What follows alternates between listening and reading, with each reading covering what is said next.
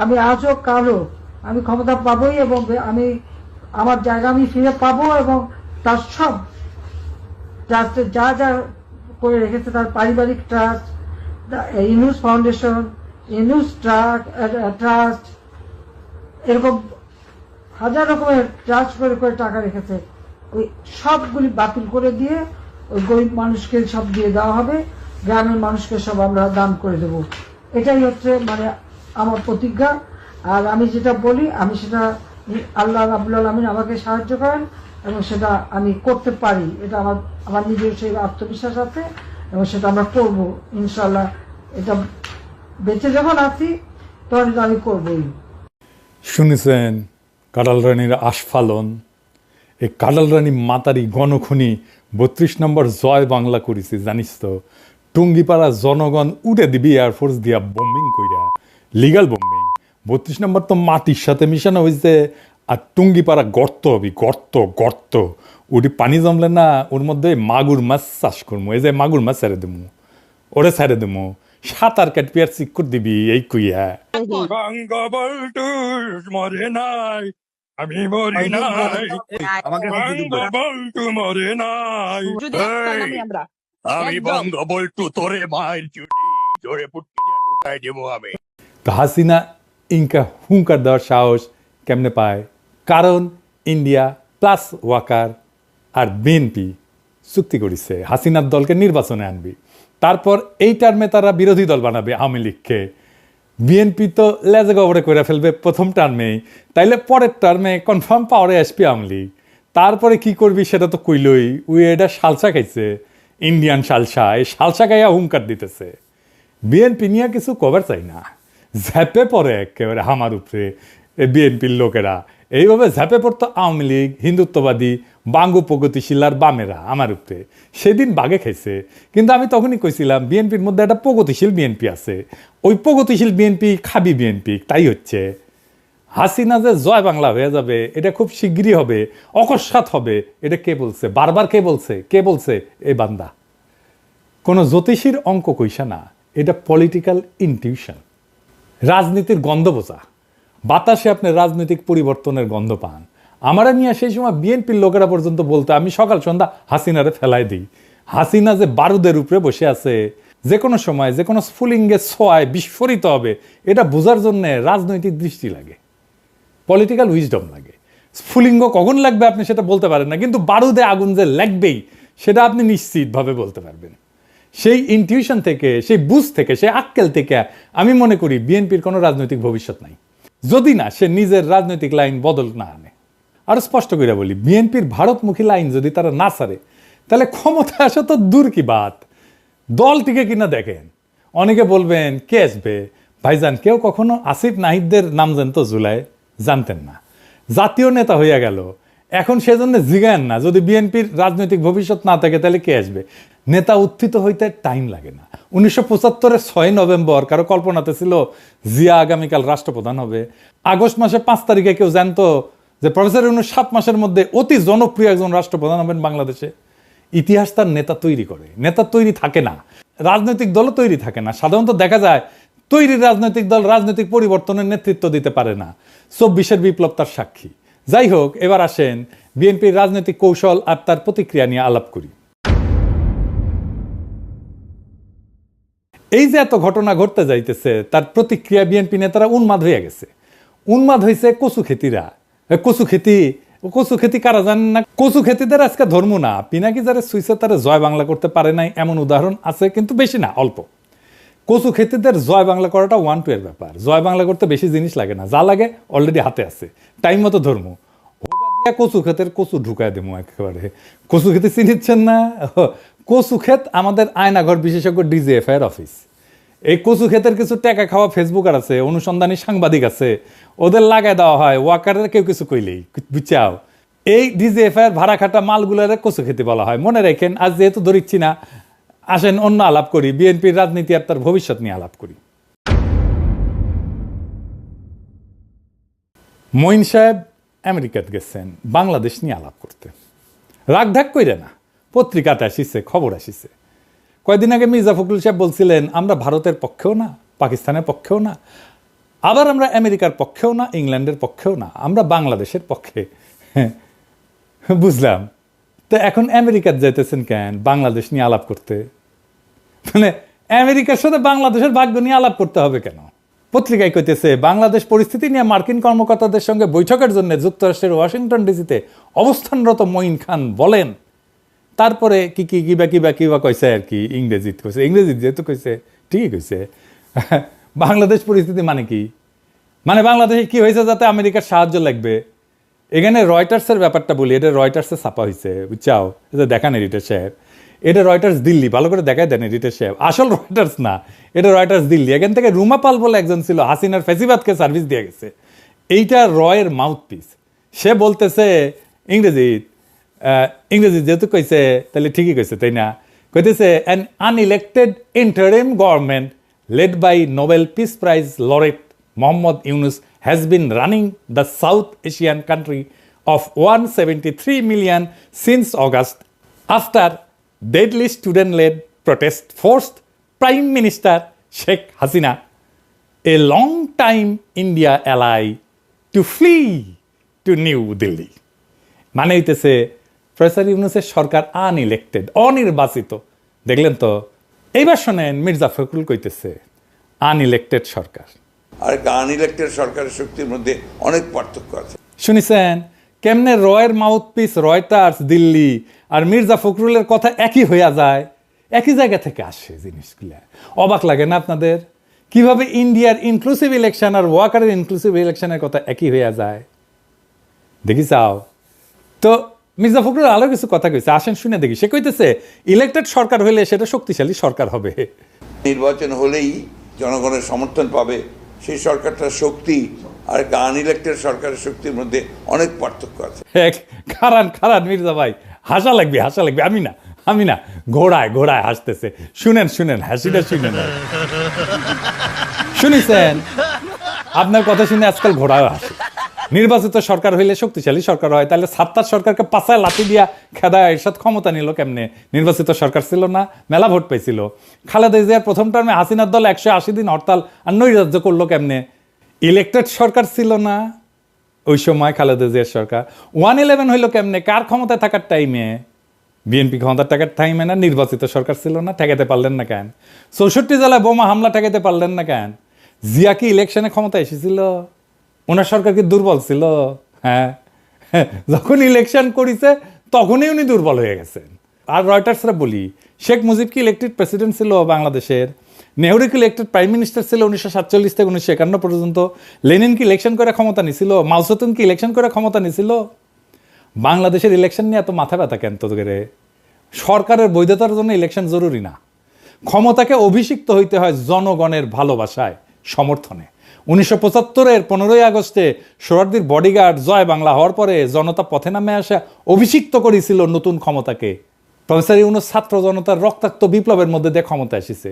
উনি জনতার রক্তে, কান্নায়, ত্যাগে, ভালোবাসায় অভিষিক্ত। উনি আমাদের সুপ্রিম কমান্ডার, উনি আমাদের রাষ্ট্রের অবিসংবাদিত নেতা। তাই রয়টার্সের প্রতিবেদনে বিএনপি কইছে নির্বাচন ডিসেম্বরে পরে গেলে অস্থিরতা তৈরি হইতে পারে। হ্যাঁ, সতর্ক করিছে নাকি? বিএনপির লোকেরা একটা কাটপিস করে আমার ভিডিও বানাইছে আমার বক্তব্য নিয়ে, যে আমি কইছি বিএনপি একটা গণতান্ত্রিক রাজনীতি করা দল, নির্বাচন তো চাইবেই। কথা সত্য, আমি এটা বলছি, কথাটা আমি এখনো বলি। বিএনপির নির্বাচন চাওয়াতে তো কোনো সমস্যা নাই, আমার কারোই নাই। আমার সাথে শয়তানি করিবেন না, ইনকে কইরা শয়তানি করলে কিন্তু শয়তানি হামদাই দিব পিছন দিয়া।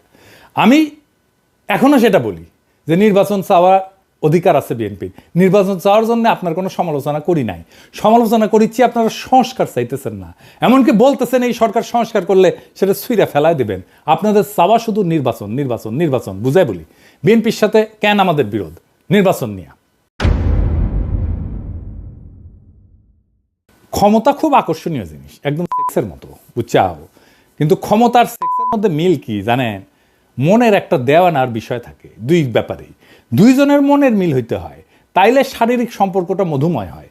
এই সম্পর্কের মধ্যে কমিটমেন্টটা গড়ে ওঠে মন দেয়া নেয়ার মধ্যে দিয়া, যারা আমরা প্রেম বলি। শুধু শারীরিক সম্পর্কটা হইতেছে নির্বাচন আর ক্ষমতা, আর রাষ্ট্রের সংস্কার হইতেছে সেই প্রেমের মতো দেয়া নেয়ার সম্পর্ক, যেটা আপনার পূরণ করতে হবে। কারণ রাষ্ট্রের সংস্কার এই জুলাই বিপ্লবের একটা অন্যতম প্রধান লক্ষ্য ছিল। নির্বাচন তো কোনো দফাই ছিল না, নির্বাচন ছিল 9 দফায় নির্বাচন, ছিল না। ওই 9 দফায় ছাত্র সংসদ নির্বাচন ছিল, ওইটা তো আপনি আবার করতে চান না, কারণ আপনার ছাত্রদল হারবে।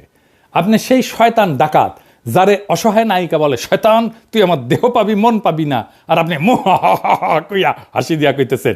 আমি তো ওইটাই চাই। আপনাদের ভাষাও তাই ডাকাতের মতো, বাপ বাপ কইরা নাকি নির্বাচন দেবে প্রফেসর ইউনূস। আপনি চান হাসিনার রাষ্ট্র ঠিক একই রকম থাকুক, কারণ এইটাই ইন্ডিয়ার প্ল্যান। ইন্ডিয়ার রাজনীতি মানুষ বুঝে, বোকা না মানুষ। মানুষ এত বেকুব না।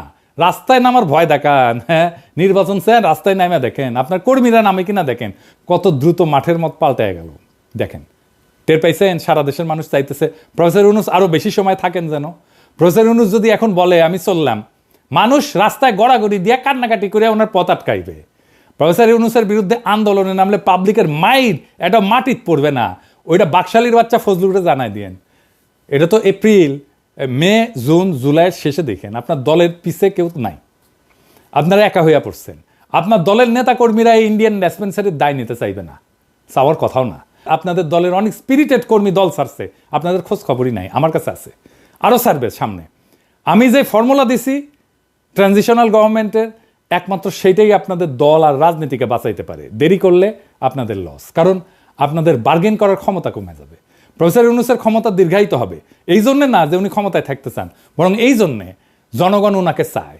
জিয়ার পরে উনি দ্বিতীয় জনপ্রিয়তম রাষ্ট্রনেতা এখন পর্যন্ত, এটা মাথায় রাখেন। আমার প্রস্তাব মাইনে নিলে আপনাদের লাভ। যদি বলেন আমি এটা নেগোসিয়েশন করে দিতে পারি সব স্টেক হোল্ডারদের সাথে, নয়তো নিজেরা করেন। আর যদি এটা না করেন কি হবে আমি স্পষ্ট দেখতে পারতেছি। যেমন হাসিনা ভবিষ্যৎ দেখেছিলাম যে এরকম একটা গণভোট হবে জিয়ার মতো, বুঝছাও? এইটা সাহেব দেখেছেন, আজকার বেশি কইলাম না, আমি টায় টায় কয়ে দিতে পারবো কি ঘটবে বা কি ঘটতে যাচ্ছে। এইবার আসেন বিএনপির আর একটা ভয় নিয়ে কথা বলি। মির্জা ফখরুলের সোশ্যাল মিডিয়া নিয়ে একটা ভাইরাল বক্তব্য দেখে আসি। এখন এখানে সবচেয়ে বড় প্রবলেম দাঁড়িয়ে গেছে আপনার সোশ্যাল মিডিয়া। আপনাদের তো তবু কিছুটা এথিক্স আছে, কিছুটা জবাবদিহিতা আছে, আপনাদের জবাবদিহি করতে হয়। সোশ্যাল মিডিয়াতে কোনো জবাবদিহিতা নাই, জঘন্য ভাষায় কথাবার্তা বলা হচ্ছে। আপনারা বলবেন এটাকে যেটা গ্রহণযোগ্য? আরেকজন আছেন বিখ্যাত মানুষ, না বলতে চাই না, যিনি সোশ্যাল মিডিয়া করে বিখ্যাত হয়ে গেছেন, তার মুখের ভাষা শুনলে তো আমার সন্দেহ হয় যে আমরা কোনো সভ্য দেশে বাস করছি কিনা। মির্জা ফখরুল বলতেছে হলুদ মিডিয়ার এথিক্স আছে, সোশ্যাল মিডিয়ার এথিক্স নাই। হলুদ মিডিয়ার এথিক্স আছে মির্জা ভাই, তা ঠিক। আমরা তো হাসিনার প্রেস কনফারেন্স দেখতাম, তাই না? এথিক্স তো দেখতাম ওইটি। যারা 111 ঘটালো মিডিয়া থেকে, এথিক্স তো দেখছি, তাই না? ওইটি যারা ফ্যাসিবাদের বয়ান উৎপাদন করলো, এথিক্স তো দেখছি ওদের, তাই না? মিডিয়ার এথিক্স তো দেখলাম। যারা 21শে আগস্ট গ্রেনেড হামলার সময় এটা বিএনপির কাজ বলেছিল, এথিক্স তো দেখলাম। তারেক রহমানকে ডেমোনাইজ করে শয়তান হিসেবে প্রতিষ্ঠিত করার জন্য দিনের পর দিন প্রচারণা চালাইছে, খুব এথিক্স না? হ্যাঁ, বিজেএফের পাঠানোর টেক্সট ছেপে দিছে মিডিয়াগুলা, খুব এথিক্স না? স্বীকারও করিছে আবার মাহফুজা নাম। জঙ্গি নাটক সাজাইতো প্রথম আলো, ডেলি স্টার, খুব এথিক্স। পুরে বা আমার এথিক্স মারানি রে। কালবেলা সম্পাদক যে আয়না ঘরে যায় আলেমদের টর্চার করার সময় ইন্টারোগেট করার টাইমে হাজির থাকতো, সেটা খুব এথিক্স না? আপনার এথিক্সের টিকি বান্দা তো চিন্ময় প্রভুপাদের সাথে। মির্জা ভাই মির্জা আব্বাসকে গালি দিছে শুয়োরের বাচ্চা বলিয়া, তাই খুব ঘোষা হয়েছেন। আপনি রাজনীতি করতে আসবেন, গালি খাবেন না? তাহলে মাস্টারি করেছিলেন, ওটাই করেন। ওবামাক ফিলিপাইনের প্রেসিডেন্ট বেশ্যার ছেলে বলে গালি দিছিল, পৃথিবীর সবচেয়ে ক্ষমতাধর লোককে বেশ্যার ছেলে বলে গালি দিছে, ওবামাক সহ্য করতে হয়েছে। আপনারাও গালি খাবেন, সহ্য করতে হবে। না সহ্য করতে পারলে হিমালয়ে গিয়ে সন্ন্যাসী হয়ে থাকেন। চিন্ময়ের সাথে তো খাতির আছেই। সোশ্যাল মিডিয়া নিয়ে উনি খুব ঢিলা, কারণ উনি জানেন ওনারা ক্ষমতায় গিয়া এই সোশ্যাল মিডিয়ার তোপ সহ্য করতে পারবেন না। যে সকাল সন্ধ্যা ঠাপ খাইবেন খালি সোশ্যাল মিডিয়ার। ওনারা সোশ্যাল মিডিয়ার পাওয়ার দেখেছেন, তাই সোশ্যাল মিডিয়ার মুখ বন্ধ করতে চাচ্ছেন।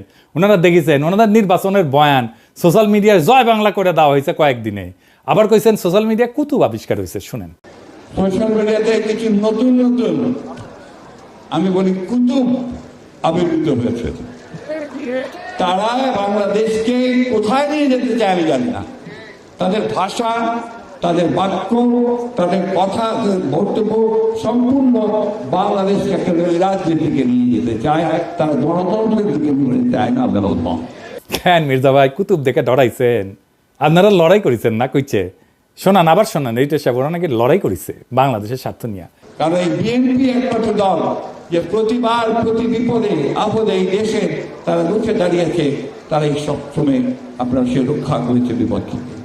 বিএনপি সেই দল যারা আজকে বাংলাদেশকে সমস্ত তার সংকট থেকে উদ্ধার করেছে। গপ্প মারান, দেশকে উদ্ধার করেছেন, গপ্প মারান। ছাত্ররা রুখে না দাঁড়ালে আমাদের আজকেও শুনতে হইতো ঈদের পরে তীব্র আন্দোলন গড়ে তুলব। হ্যাঁ, সারা দেশের মানুষ আপনাদের দিকে তাকাইছিল। 2018 সালে নির্বাচনে গেলেন, ন্যূনতম প্রতিরোধ গড়ে তুলতে পারলেন না আওয়ামী লীগের বিরুদ্ধে। পিটাইলো, মাঠ ছেড়ে পালাইলেন আপনারা। 2023-এর 28শে অক্টোবর প্রাণের ভয়ে রুখে দাঁড়াইতে পারেন না। আপনার দলের নেতা মির্জা আব্বাস বলতেছে, আবার এখন হারকিউলিস হয়ে গেছে মির্জা আব্বাস, প্রাণের ভয়ে দাঁড়াইতে পারে নাই। আপনার দলের কর্মীরা জান দিছে, গুম হয়েছে, জেলে গেছে, দেশ ছাড়া হয়েছে, আপনারা আরামেই ছিলেন। নেতারা কিচ্ছু করেন নাই, কিচ্ছু করেন নাই। 5ই মে হেফাজতকে ফেলাইয়া রেখে চলে গেছেন। ভুলি নাই এই বিশ্বাসঘাতকতা। আপনাদের কথা ছিল আপনারা খালেদা জিয়ার নেতৃত্বে অবস্থান নেবেন। ম্যাডাম খালেদা জিয়া খাবার দাবার কাপড় চোপড় নিয়ে প্রস্তুতি নিয়ে আসছিলেন, আপনারা ম্যাডামকে ফেরত পাঠিয়ে দিচ্ছেন। ওই 5ই মে হাসিনার পতন হয়, যদি আপনারা ওনাদের না ফেলায় চলে যেতেন। কোনোদিন সরি বলেন নাই। মানুষজনকে গণহত্যার মুখে ফেলায় চলে গেছেন, আজ আসছেন কুতুব বলতে। আপনার দলের কর্মীদের আমরা উদ্বুদ্ধ করে রাখছি, দিনের পর দিন বয়ান তৈরি করছি, একের পর এক। আপনারা একটা বয়ানও তৈরি করতে পারেন নাই। রাজনৈতিক বুদ্ধিবৃত্তিক সাংস্কৃতিক ফাইট চালাই গেছি দিনের পর দিন, খায়া না খায়া। আপনাদের বক্তৃতায় আমাদের নাম এসছে প্রকাশ্যে, আমার নাম নিয়ে আপনি বক্তৃতা করছেন মির্জা ভাই নিজে হাসিনার আমলে। এখন কুতুব বলেন আমাদেরকে। পরিবর্তন কখনো কারোর জন্য অপেক্ষা করে না, বুঝছাও। সময়ের স্রোতে সবকিছু বদলায়। আপনার মতো যাদের মেরুদণ্ড ভেঙে গেছে ইন্ডিয়ার সামনে দাঁড়ে, তারা সেটা মেনে নিতে পারে না। সমাজ যখন অন্যায়ের বিরুদ্ধে কথা বলা শিখে যায়, তখন পুরানো প্রতিষ্ঠানের ভিত্তি ক্যাপে ওঠে। আপনারও ভিত্তি ক্যাপে উঠছে। সত্যের মুখোমুখি হইতে সাহস লাগে মির্জা ভাই, আর সেই সাহসের অভাবেই মুখ খারাপের অভিযোগ তুলেন আপনারা, যারা বছরের পর বছর জনগণকে শুয়ারের মতো শাসন করে গেছেন। আপনারা তাদের শুয়ারের বাচ্চা বলারা খুবই সত্যি কথা, খুবই ন্যায্য কথা। পরিবর্তন যখন দরজায় করা নাড়ে, তখন যারা বছরের পর বছর সুবিধার গতি আগ্রাইছিল, তাদের আরামায়েশের পৃথিবী কাঁপা ওঠে। তাদের সেই আরামের কুহক ভেঙে যাওয়ার কষ্ট এখন স্পষ্ট হয়েছে। আপনারা অভ্যস্ত ছিলেন মানুষকে মুখ বুঝে সহ্য করতে দেখতে। আপনাদের অন্যায় আর ভণ্ডামির বিরুদ্ধে কেউ কথা বলবে না, মুখ খারাপ করবে না। কিন্তু দুনিয়া বদলায় গেছে। আজকের এই সোশ্যাল মিডিয়ার যুগে প্রত্যেকটা কণ্ঠ স্বাধীন, প্রত্যেকটা প্রতিবাদ জোরালো। এখন আর মানুষ আরামপ্রিয় ভণ্ডদের প্রশংসায় ফুল ছিটায় না, বরং তাদের আসল চেহারা দেখায় দেয়। আপনাদের মিথ্যার দেওয়াল ভেঙে পড়ছে। আরামদায়ক জীবনের স্বপ্নগুলা দুঃস্বপ্নে পরিণত হয়েছে। যাদের সবসময় সম্মানের মুখোশে ঢাকা ছিল মুখ, আজকে তাদেরই মুখোশ খুলে গেছে একেবারে। সোশ্যাল মিডিয়া সেই আয়না যেখানে জনগণের ক্ষোভ প্রতিফলিত হয়, আর সেই আয়নায় নিজেদের কদর্য চেহারা দেখা আপনারা উন্মাদ হয়ে উঠছেন। আপনারা যে কমফোর্ট জোন বানাইছিলেন, সেটা ভেঙে যাওয়ার তীব্র যন্ত্রণায় আপনাদের ঘুম চলে গেছে। মুখ খারাপের দোহাই দিয়া সেই বাস্তবতাকে মুছে ফেলা যায় না মির্জা ভাই। নিজেদের তৈরি আরামের দুনিয়া ধইসা পড়ছে, কারণ সাধারণ মানুষ আর ভণ্ডামি মেনে নিতে রাজি না। সমাজের মুখ বন্ধ করার দিন শেষ। এখন শুয়োরদের আয়নায় নিজেদের মুখ দেখতে কষ্ট হয় আপনাদের, তাই চিৎকার করে বলেন মুখ খারাপ, মুখ খারাপ। ভুয়া রাজনৈতিক কথাবার্তায় পরিবর্তন আসে না। 70 দশকের মঞ্চ কাঁপানো কথায় পরিবর্তন আসে না। এখন সময় কাজ কইরা দেখানোর, সমাধান দিয়া দেখানোর সময়। আপনাদের সময় আসছে এই পরিবর্তন মাইনা নেওয়ার। ক্ষমতা, দম্ভ আর ভণ্ডামি দিয়ে আর কতদিন টিকবেন? পরিবর্তনের হাওয়া চলমান। রুখে দাঁড়ানোর সাহস যাদের আছে, যাদের কণ্ঠ চিরকাল উচ্চারিত হবে। এই চিৎকার, এই আর্তনাদ, এইটাই সেই ভেঙে যাওয়া দুনিয়ার প্রতিধ্বনি। আর এই প্রতিধ্বনি বলে দিচ্ছে যে পরিবর্তন অবশ্যম্ভাবী। আপনাদের দম্ভের গম্বুজগুলো একে একে ভেঙে পড়বে, আর সেইখান থেকে বেড়ে আসবে এক নতুন বাংলাদেশ, যেখানে সত্য বলার সাহস কেউ কোনোদিন হারাবে না। আপনাদের সামনে সত্য উচ্চারিত হবে মুখ খারাপ দিয়াই। ইনকিলাব জিন্দাবাদ।